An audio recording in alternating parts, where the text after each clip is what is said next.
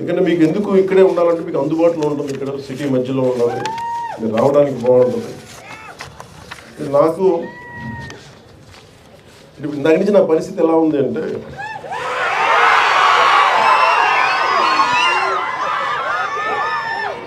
ఒక చిన్న అబ్బాయిని అమ్మా నాన్న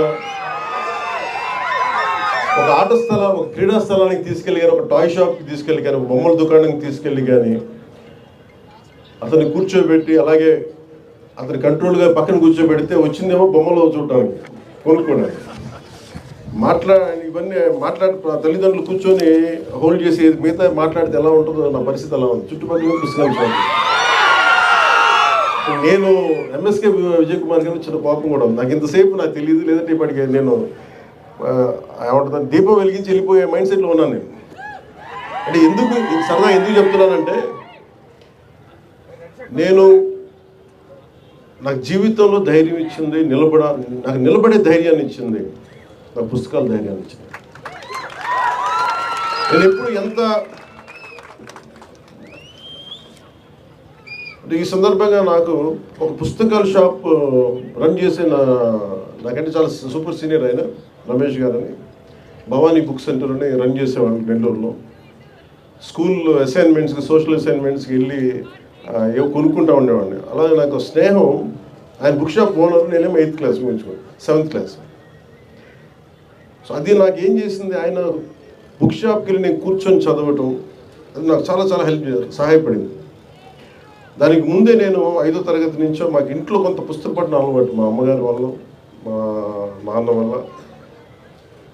నాన్న వల్ల క్లాసిక్స్, మా అమ్మ వల్ల తెలుగు సాహిత్యం. సో ముఖ్యంగా నాకు ప్రభావితం చేసిన వ్యక్తులు అంటే, ఈరోజు నేను చాలాసార్లు అనుకుంటాను,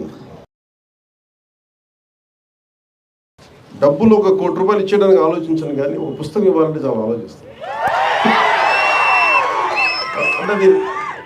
అంటే పుస్తకాన్ని ఇవ్వాలి అంటే నిజంగా నా సంపదను ఇచ్చేసి, అంటే నా కర్ణుడి కవచకుండలాలు ఎలా కోసేస్తే బాధపడుతుందో నాకు తెలియదు, కానీ నా పుస్తకం ఇవ్వాలంటే మటుకు చాలా కింద మీద పడిపోతాను, ఇవ్వాలవుతుంది. అందుకని ఏంటంటే కొంతమంది అడిగినప్పుడు, ఈవెన్ నా పిల్లలు అడిగినప్పుడు కూడా వాళ్ళకి కావాలని ఇంకో కాపీ కొనిచ్చిస్తాను తప్ప నా పుస్తకాలు ఇవ్వడానికి ఇబ్బంది పడతాను. అంత మమకారం నాకు పుస్తకాలు.